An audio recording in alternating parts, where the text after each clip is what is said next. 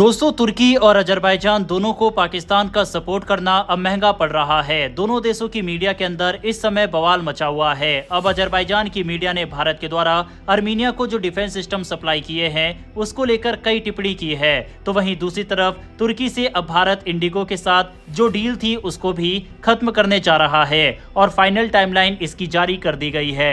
Defence और world affair से जुड़ी और भी कई खबर इस समय निकलकर सामने आ रही है और इन सभी के बारे में इस वीडियो में डिटेल में बात करेंगे, इसीलिए वीडियो को अंत तक जरूर देखिएगा। पहले बात करते हैं तुर्की की। एक के बाद एक फैसले लेकर भारत ने तुर्की को साफ संदेश दे दिया है, अगर तुम पाकिस्तान का साथ दोगे तो भारत तुमसे सारे रिश्ते तोड़ देगा। पहले भारत की तरफ से कई प्रतिबंध तुर्की के ऊपर लगाए गए और जमकर तुर्की के सामानों का बायकॉट किया गया।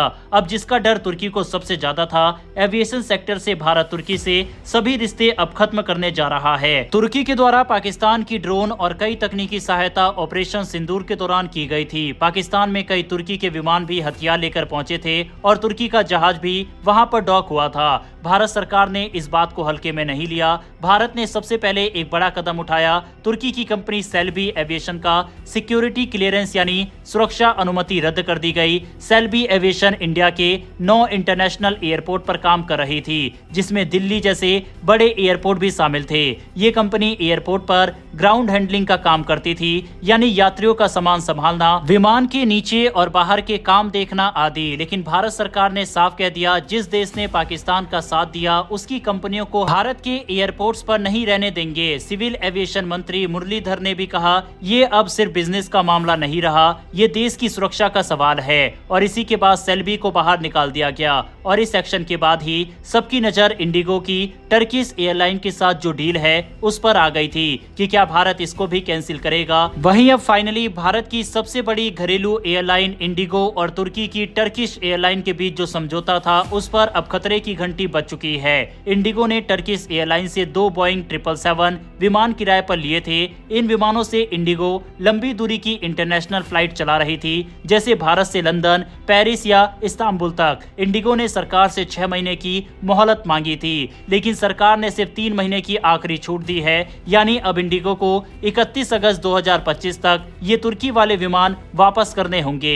मंत्रालय ने साफ कर दिया, ये आखिरी मौका है, इंडिगो को तुर्की से संबंध तोड़ने होंगे वरना कार्रवाई होगी। इंडिगो के सीईओ पीटर एल्बर्स ने एनडीटीवी को दिए एक इंटरव्यू में कहा, हम सरकार के नियमों का पालन कर रहे हैं। अगर सरकार नीति बदलेगी तो हम भी बदलेंगे। हमारा सबसे बड़ा लक्ष्य है कि हमारे यात्रियों को कोई परेशानी ना हो। इसका मतलब ये हुआ कि इंडिगो को मजबूरी में ये डील खत्म करनी पड़ेगी, चाहे उसे नुकसान हो या मुनाफा। भारत सरकार का संदेश बिल्कुल साफ है, राष्ट्रीय सुरक्षा सबसे पहले। जहां एक तरफ सरकार अपने फैसलों पर अड़ी है, वहीं तुर्की की कंपनी सेल्बी एविएशन ने कई हाई कोर्ट्स में अपील की है। सेल्बी ने भारत सरकार के खिलाफ केस किया था और ये कहा था कि भारत सरकार को फैसले बदलने के लिए कहा जाए, लेकिन दिल्ली हाई कोर्ट ने सुनवाई के दौरान जज ने भी कहा, सावधानी में ही समझदारी है, यानी कोर्ट भी सरकार के रुख से सहमत दिखी। इससे साफ हो गया कि राष्ट्रीय सुरक्षा के मामले में भारत कोई समझौता नहीं करेगा, चाहे कोर्ट हो या फिर कॉर्पोरेट। सिर्फ एक एयरलाइन या एक कंपनी की बात नहीं है, यह एक बड़ी कूटनीतिक रणनीति का हिस्सा है। भारत अब उन सभी देशों को चेतावनी दे रहा है, जो भी हमारे दुश्मनों का साथ देगा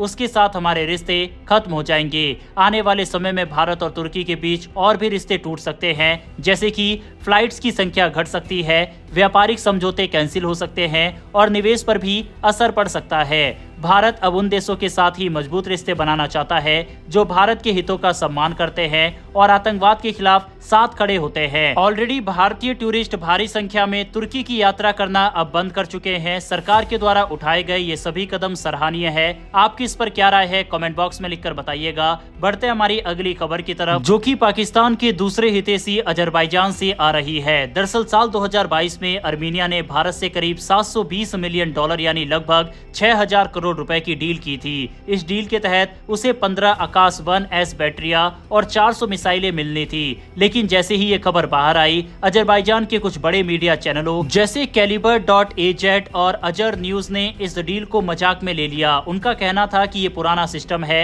आज की जंग के लायक नहीं है और आर्मीनिया ने ये डील सिर्फ दिखावे के लिए की है। उन्होंने कहा कि आकाश 1S पुराने किस्म के खतरों जैसे कि फाइटर प्लेन या क्रूज मिसाइल के लिए बना था, आज के जमाने के ड्रोन और इलेक्ट्रॉनिक वारफेयर में ये नहीं लड़ सकता।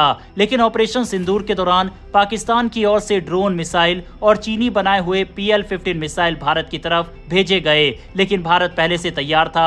आकाश 1S सिस्टम ने इन सभी खतरों को हवा में ही तबाह कर दिया। भारतीय वायुसेना के एयर मार्शल भारती ने भी कहा, आकाश 1S ने शानदार प्रदर्शन किया है। यह सिस्टम इंडियन एयरफोर्स के IACCS सिस्टम से जुड़ा हुआ था, जो पूरे देश की एयर डिफेंस को एक नेटवर्क में बांधता है। ऑपरेशन सिंदूर के बाद जो तस्वीर सामने आई, उसने अजरबैजान की सोच ही बदल दी। अब वही मीडिया चैनल जो आकाश को कागज पर अच्छा लगने वाला बता रहे थे, वही अब कहने लगे कि ये सिस्टम तो बहुत खतरनाक है। अजरबैजान के इंटरनेशनल रिलेशन सेंटर ने एक रिपोर्ट में माना कि ये सिस्टम उनके टर्किश बैरक्टर TB2 ड्रोन के लिए गंभीर खतरा है, क्योंकि ये मिसाइल 30 किलोमीटर दूर से ड्रोन को ढूंढकर मार सकती है और उसका रडार 70 किलोमीटर दूर से मिसाइल को पकड़ सकता है। अब अजरबैजान को अर्मीनिया की डील समझ में आने लगी है। अर्मीनिया ने आकाश 1S के साथ साथ पिनाका रॉकेट सिस्टम और एंटी ड्रोन सिस्टम भी भारत से खरीदे हैं। अजर न्यूज ने एक आर्टिकल में लिखा कि ये सब शांति वार्ता में रुकावट डाल सकते हैं। यहाँ तक कि तुर्की के रिटायर्ड ब्रिगेडियर जनरल यूसेल क्राउज ने भी माना कि आकाश 1S एक गंभीर डिफेंसिव हथियार है। साफ है कि अब ये मिसाइल सिर्फ एक सौदा नहीं बल्कि एक रणनीतिक चाल बन चुकी है। लेकिन अजरबैजान के लिए मुसीबत यह है कि अर्मीनिया ने यह अनाउंसमेंट किया है कि वह भारत से आकाश NG यानी नेक्स्ट जनरेशन की डिफेंस सिस्टम भी परचेज करेगा, जो कि अर्मीनिया के लिए एक दीवार की तरह रहने वाला है और अजरबैजान के सभी खतरों को नाकाम कर सकता है। अब थोड़ा समझते हैं कि आकाश 1S सिस्टम है क्या। ये भारत में बना एक advance surface to air missile system है। इसे DRDO ने बनाया है और भारत डायनेमिक लिमिटेड ने तैयार किया है। इसकी खास बातें हैं, 25 से 30 किलोमीटर की इसकी रेंज, 18 किलोमीटर ऊंचाई तक टारगेट पकड़ सकता है, एक साथ कई टारगेट पर हमला कर सकता है। इसमें बहुत एडवांस रडार लगा है, Rajendra 3D phased array radar. वहीं इसकी हिट करने की संभावना 88% से 99% तक है, यानी दुश्मन की तरफ से आने वाले ड्रोन, फाइटर प्लेन या क्रूज मिसाइल कुछ भी क्यों ना हो, आकाश 1S उनको हवा में ही मार गिरा सकता है। भारत के स्वदेशी हथियार जो कि लगातार अर्मीनिया में जा रहे हैं, उससे अजरबैजान खासा परेशान है। यहाँ तक कि अजरबैजान के राष्ट्रपति इल्हाम अलीयेव ने साफ कहा कि वो चुप नहीं बैठेंगे अगर भारत और फ्रांस अर्मीनिया को हथियार देते रहे। अब सोशल मीडिया पर भी काफी बहस हो रही है। कुछ लोग कह रहे हैं कि अगर जरूरत पड़ी तो अर्मीनिया भी ऑपरेशन सिंदूर जैसा जवाब दे सकता है। अजरबैजान के JF-17 फाइटर जेट्स को अब फ्लाइंग डक्स यानी उड़ने वाले बतख कहा जा रहा है, जो आकाश मिसाइल के सामने ज्यादा दिन टिक नहीं पाएंगे। एक समय था जब दुनिया भारत को सिर्फ एक डिफेंस मार्केट मानती थी, लेकिन अब भारत खुद एक भरोसेमंद डिफेंस निर्माता और एक्सपोर्टर बन चुका है।